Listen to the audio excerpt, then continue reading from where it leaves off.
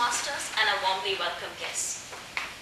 I was looking outside the window at the bright sunlight warming the soil, the grass glowing green. I seldom did that to get my mind off those pile of books which still smelled fresh of the printed press. I sat in the last bench, not because of my love for the last bench, but because I had some kind of a fear. But today was different. The class teacher had an announcement to make. The annual inter-school dance competition next month is looking for one more student. Annual inter-school dance competition? My eyes rolled from outside the window to the blackboard. I was all ears. Maybe I should volunteer. Nah, they don't even know my name. What's in a name? I've never gone on stage. What if I trip off the stage? What if I make a mistake? My mind was very confused. But I wanted to be noticed.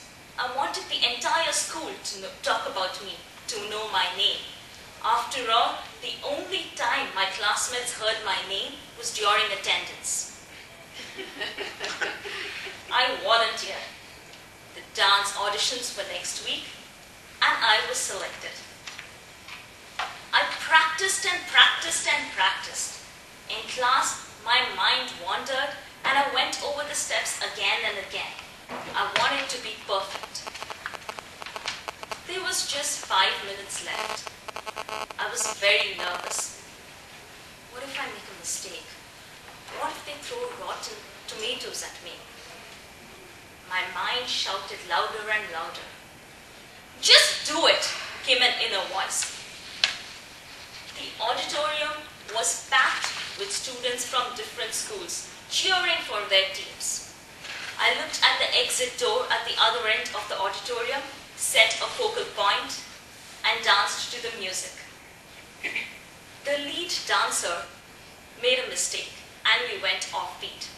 But I had practiced so much, and I was so focused that nothing could have distracted me that night. The other dancers, in fact, followed me instead of the lead dancer. After the show, I heard people gossip my name. After the show, we came second. But in my mind, I had come first. I had conquered my fears and taken a chance. It was a long journey of fear and unbelievable excitement. People have different kinds of fears. Some fear to fly in an aeroplane. Some others to swim. Some have the fear to start their own business. I have a fear to ride in the theme parks. A few years ago, I was in New York and I visited the Six Flags amusement park there. The first time, I just walked around. The second time, I sat in only one ride. Oh my feet are off the ground. Maybe it's still not too late. I can just jump off. I'll break a little bit of bones, but still I'll live. My eyes are closed, and I'm holding tight. I am praying, and my mind is making those lists of tasks I need to do before I die. I need to submit that thesis paper. I need to pay that car loan. I hear little kids screaming and yelling and thoroughly enjoying their ride with hands and feet up in the air. Suddenly, the ride starts to go backwards.